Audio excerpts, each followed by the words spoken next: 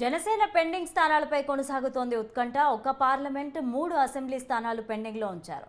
అవనిగడ్డలో జనసేన నుండి టికెట్ కోసం రేసులో ముగ్గురున్నారు. రేసులో వికుర్తి శ్రీనివాస్, బండిరెడ్డి రామకృష్ణ ముగ్గురు సర్వే చేస్తున్నారు జనసేన అధినేత పవన్ కళ్యాణ్. అవనిగడ్డలో వంగవీటి రాధను తీసుకొచ్చే ప్రయత్నం చేస్తున్నారు పవన్ కళ్యాణ్. పోటీకి పెద్దగా ఆసక్తి చూపట్లేదు వంగవీటి రాధ.